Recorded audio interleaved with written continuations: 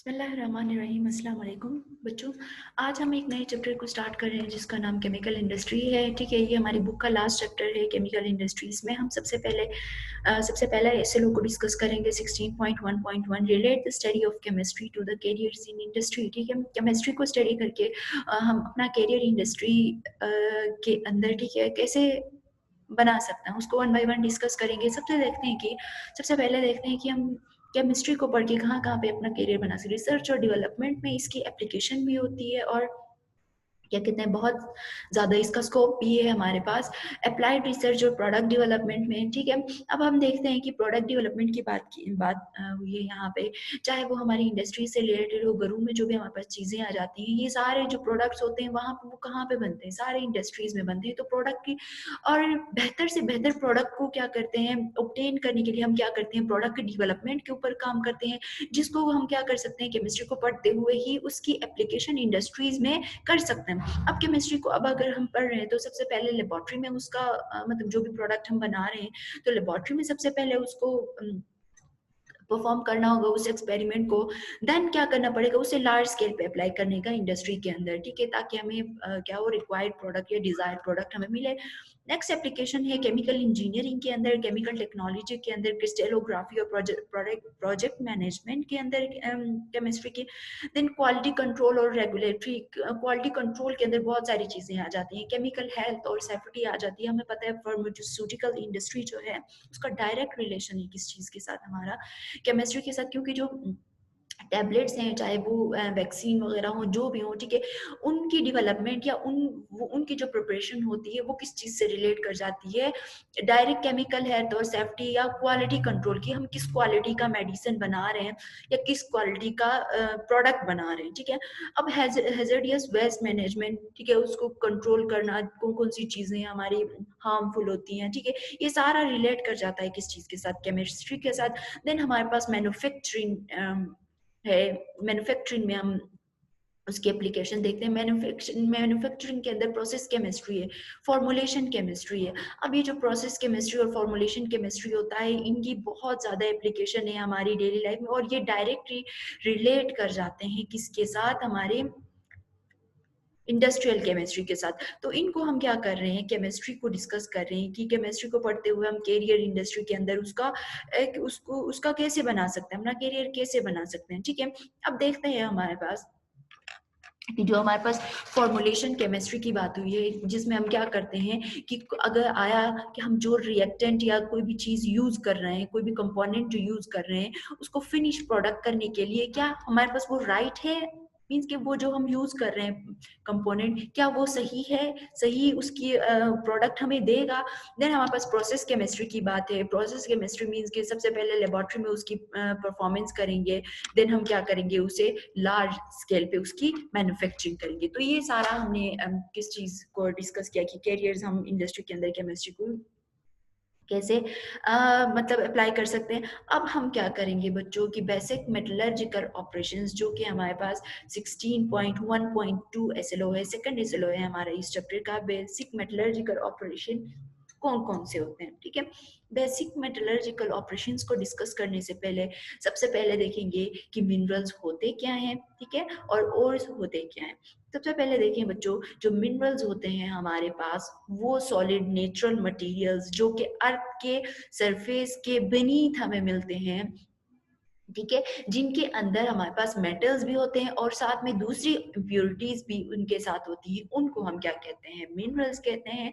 तो मिनरल्स को हमने कैसे डिफाइन किया कि वो नेचुरल, ठीक है, वो नेचुरल सॉलिड्स जो हमें अर्थ के सरफेस के बीनीथ मिलते हैं, जिनके साथ साथ मेटल्स के साथ साथ उनमें इम्प्योरिटीज भी होते हैं, ठीक है, उनको हम क्या कहते हैं, मिनरल्स कहते हैं। अब हमारे पास ओर्स होते क्या हैं, सबसे पहले हमने मिनरल्स होते क्या हैं ये पढ़ा, अब देखेंगे ओर्स होते क्या हैं।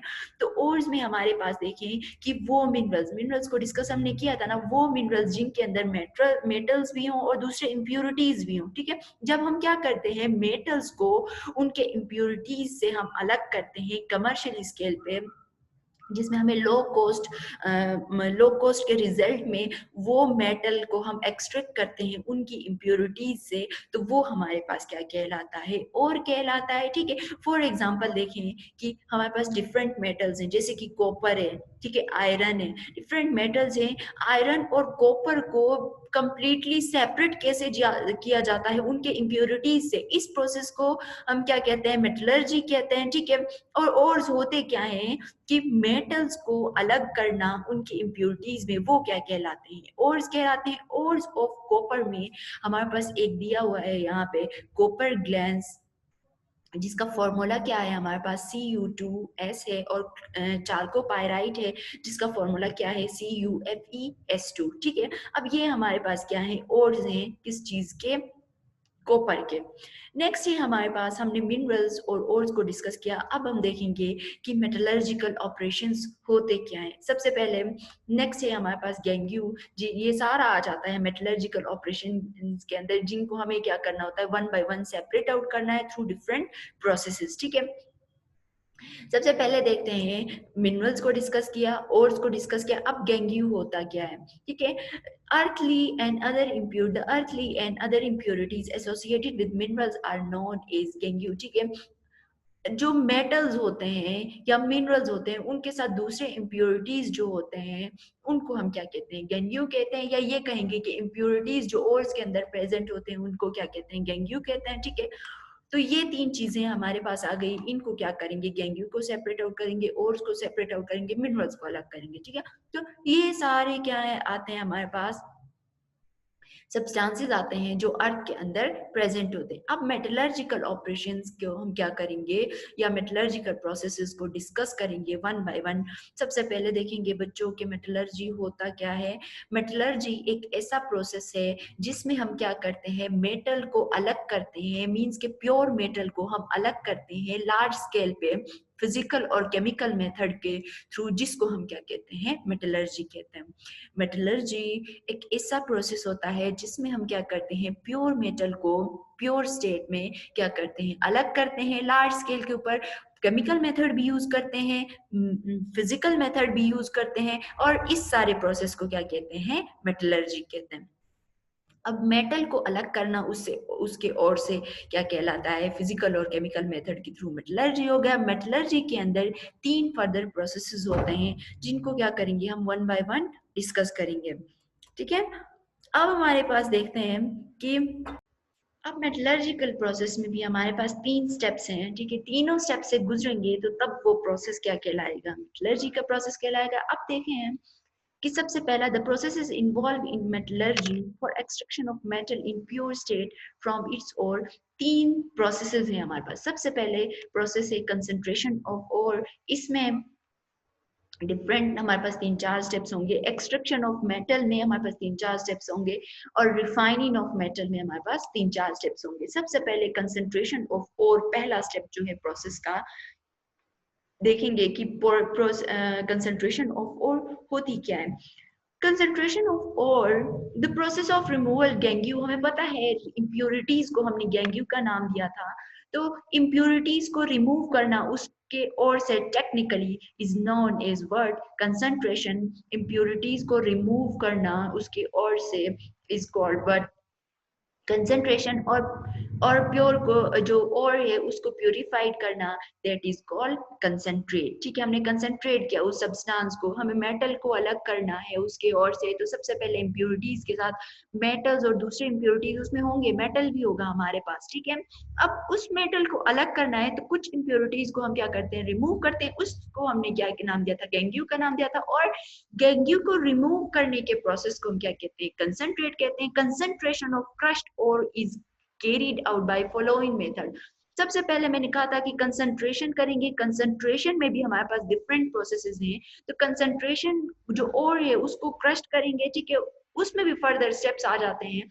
तो पहला स्टेप है हमारे पास कंसंट्रेशन ऑफ ओर में ग्रेविटी सेपरेशन। ग्रेविटी सेपरेशन इस चीज के ऊपर डिपेंड करता है, डिफरेंट डेंसिटीज के ऊपर, मेटल और के डिफरेंट डेंसिटीज के ऊपर मैटर करता है, और गैंग्यू पार्टिकल्स जो इम्प्योरिटीज पार्टिकल्स होंगे उनकी डेंसिटी पे डिपेंड करेगा। ठीक है, ग्रेविटी सेपरेशन के अंदर पहला जो स्टेप है हमारे पास तो ग्रेविटी सेपरेशन में हमारे पास क्या आ गया कि डेंसिटीज की बिना पर हम मेटल और गैंग्यू पार्टिकल्स की क्या करते हैं, सेपरेशन करते हैं। डिपेंड करता है मेटल और गैंग्यू पार्टिकल्स की डेंसिटीज पे, ठीक है, डेंसिटी डिफरेंस पे कि उनकी डेंसिटी डिफरेंस कितनी है। ग्रेविटी सेपरेशन के प्रोसेस के अंदर हम क्या करते हैं, जो क्रस्ट, ठीक है, क्रस्ट और जो होता है, जो powdered heavy metals bear in or settle down on the agitation in the stream of water while the lighter gangue particles are carried away by water, ठीक है। सबसे पहले क्या किया जाता है कि कोर को क्रश किया जाता है, क्रश किया जाता है तो जो हैवी पार्टिकल्स होंगे वो सेटल डाउन होंगे और जो लाइटर पार्टिकल्स होंगे जो गैंग्यू के होंगे वो सरफेस पे आ जाएंगे। सरफेस पे जब आ जाएंगे तो उनको रिमूव किया जाएगा किस चीज से, वाटर के थ्रू, ठीक है। अब देखें हमारे पास यहाँ पे डायग्रामेटिक रिप्रेजेंटेशन है। कंसेंट्रेटेड ओर को हमने क्या किया, यहाँ पे क्रस्ट ओर जो है उसको क्या यहाँ पे डाला है जिसके अंदर गैंग्यू भी है हमारे पास। सरफेस के ऊपर क्या है आया है हमारे पास, जो हैवी पार्टिकल्स होंगे वो सेटल डाउन होंगे और जो अपर पार्टिकल्स होंगे, ठीक है, अपर पार्टिकल्स होंगे वो गैंग्यू जिसको हम कहते हैं इम्प्योरिटीज, वो सरफेस के ऊपर आ जाएंगी तो उनको वाटर के थ्रू क्या करेंगे, हम रिमूव करेंगे। कंसंट्रेशन ऑफ ओर में नेक्स्ट जो स्टेप है हमारे पास वो है बच्चों फ्रोथ फ्लोटेशन प्रोसेस। ये सेकंड स्टेप है कंसंट्रेशन ऑफ ओर में। अब प्रोसेस में देखें बच्चों, फ्लोटेशन प्रोसेस में क्या होता है हमारे पास, हमें क्या करना होता है, जो भी हमारे पास ग्रेविटी सेपरेशन के बाद जो भी हमारे पास सब्सटेंस आएगा उस सब्सटेंस को क्या करेंगे, हम ट्रीट करेंगे किस चीज के ऊपर, कि बैटिंग कैरेक्टरिस्टिक ऑफ और एंड गैंग्यू पार्टिकल्स, ठीक है। जो गैंग्यू पार्टिकल्स रिमेनिंग होंगे उनको ट्रीट करेंगे ऑयल और वाटर से। कैसे ट्रीट करेंगे, जो ऑयल पार्टिकल्स होंगे, ठीक है, उनको वेटेड बाय ऑयल, ठीक है, और पार्टिकल्स जो होंगे उनको क्या करेंगे, ऑयल से वेट करेंगे। और जो गैंग्यू पार्टिकल्स होंगे उसको पार्टिकल से क्या, पानी से क्या करेंगे, वेट करेंगे। करने के बाद जो होल मिक्सचर होगा उसको कंप्रेस, ये देखें यहाँ पे होल ट्यूब के थ्रू दिखाया है, कंप्रेस्ड एयर यहाँ पे से पास करेंगे। पास करने के बाद जो ऑयल कोटेड और पार्टिकल्स होंगे, ठीक है, being a lighter come to the surface in the form of froth. अब क्या होंगे हमारे पास, जो हमारे पास और पार्टिकल्स हैं वो सरफेस पे आ जाएंगी इन द फॉर्म ऑफ फ्रोथ, ठीक है। और जो गैंग्यू पार्टिकल्स होंगे वो सेटल डाउन हो जाएंगे बॉटम के अंदर। और जो फ्रोथ के रिजल्ट में सरफेस के ऊपर हमारे पास आए हैं और पार्टिकल्स उनको क्या करेंगे, यहाँ से हम रिमूव करेंगे, ठीक है। हमारा ये जो मकसद है इस पूरे प्रोसेस को वन बाय वन करना, ग्रेविटी सेपरेशन करना। सबसे पहले कंसंट्रेशन ऑफ और किया, कंसंट्रेशन ऑफ और के अंदर ग्रेविटी सेपरेशन किया, ग्रेविटी सेपरेशन के बाद फ्लोटेशन प्रोसेस किया। नेक्स्ट हमारे पास क्या है, इलेक्ट्रोमैग्नेटिक सेपरेशन। अब इस प्रोसेस के गुजरने के बाद फ्लोटेशन प्रोसेस के बाद जो हमने और पार्टिकल्स को स्किम ऑफ किया, ऊपर से रिमूव किया, ठीक है। नेक्स्ट हम क्या करेंगे, इलेक्ट्रोमैग्नेटिक सेपरेशन करेंगे। इलेक्ट्रोमैग्नेटिक सेपरेशन ये इसलिए की जाती है कि मैग्नेट, ठीक है। अब क्या किया जाता है इस प्रोसेस में, electromagnetic separation is based on the separation of magnetic ores from the non magnetic impurities by means of electromagnetic और मैग्नेटिक सेपरेटर्स। अब जो मैग्नेटिक सेपरेटर्स को क्या किया जाता है, जो हमारे पास, ठीक है, जो हमारे पास सब्सटेंस था जिससे हमें मेटल को अलग करना था, ऑब्वियसली इतनी जल्दी से तो उनसे इम्प्योरिटीज रिमूव नहीं होंगे। अब रिमेनिंग इम्प्योरिटीज को रिमूव करके हमें जो प्योर मेटल है उसको ऑब्टेन करना है, उसको हासिल करना है। तो नेक्स्ट जो स्टेप होगा इलेक्ट्रोमैग्नेटिक सेपरेशन होगा। इसमें हम क्या करेंगे, इलेक्ट्रोमैग्नेट्स को यूज करेंगे और उसको क्या करेंगे, उस ओर के ऊपर फेरेंगे, ठीक है, जिसमें नॉन मैग्नेटिक इम्प्योरिटीज क्या हो जाएंगी, रह जाएंगी। और जो मैग्नेटिक इम्प्योरिटीज होंगी वो इलेक्ट्रोमैग्नेट्स के साथ क्या हो जाएंगी, सेपरेट आउट हो जाएंगी। और जो पाउडर्ड और इज ड्रॉप और the leather belt moving over the two rollers, one of which is magnetic, the ore get attracted and is collected nearer to the magnet while the non-magnetic impurities fall further away, ठीक है। अब इसमें देखें बच्चों, हमारे पास magnetic separation में magnetic rollers को use किया, उस सब्सटेंस के ऊपर मैग्नेटिक रोलर्स को जब फेरा गया तो मैग्नेटिक चीजें उस क्योंकि हमें मेटल को ऑब्टेन करना है ना, जो भी मैग्नेटिक चीजें होंगी उसके साथ क्या हो जाएंगी, उन रोलर्स के साथ रिमूव हो जाएंगी। रिमूव होने के बाद जो नीचे इम्प्योरिटीज होंगी जो नॉन मैग्नेटिक होंगी वो क्या हो जाएंगी, रह जाएंगी। तो इस तरह हमने क्या किया, कंसंट्रेशन सबसे पहला जो स्टेप है मेटलर्जी का उसको हमने क्या किया, आज डिस्कस किया। आई होप कि आज का लेक्चर आप लोगों को समझ में आया होगा। अपना फीडबैक दीजिएगा और इसको प्रॉपरली अपनी कॉपीज में नोट कर लीजिएगा। Thank you for today's lecture.